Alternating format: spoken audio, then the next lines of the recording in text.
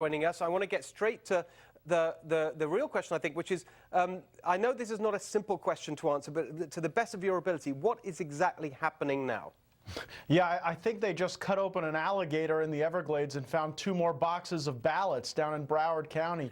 I kid with you, Steve, but we're finally done with the counting and on to the recounting. The good news is that in the governor's race, Ron DeSantis leads by a margin that well exceeds any opportunity for fraud.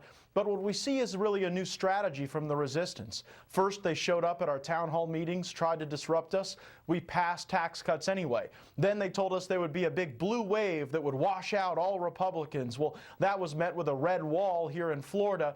And now we see that Democrats are trying to steal the elections, that they can't win fairly at the ballot box. At the Democratic Party here in Florida, in fact, they've even held training sessions about how to perfect ballots and interpret ballots in a way that benefits Democrats. We want every legal vote to be counted, but frankly, with what we've seen out of the supervisors of elections in Broward and Palm Beach counties, I have very little confidence in their ability to effectively and legitimately lead the recount effort.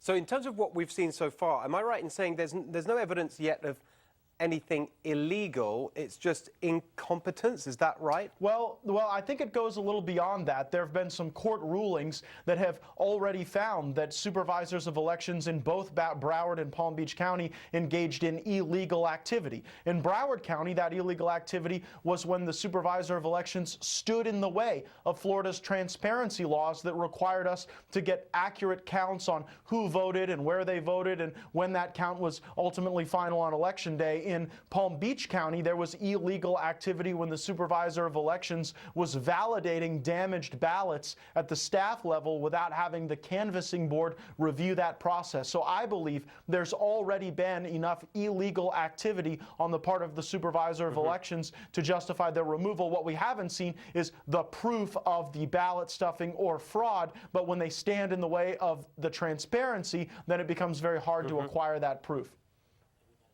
Okay, so last question to you. What do you think, what would you like to see happen next? Where does this go?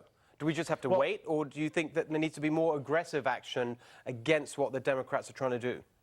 Well, because a hand recount will soon occur in the United States Senate race, I believe that Governor Scott needs to immediately suspend the 2 supervisors of elections that were unable to do their job and who have already found to have violated court orders. That would allow us to have a nonpartisan, fully transparent process that the people of Florida could have confidence in, Steve.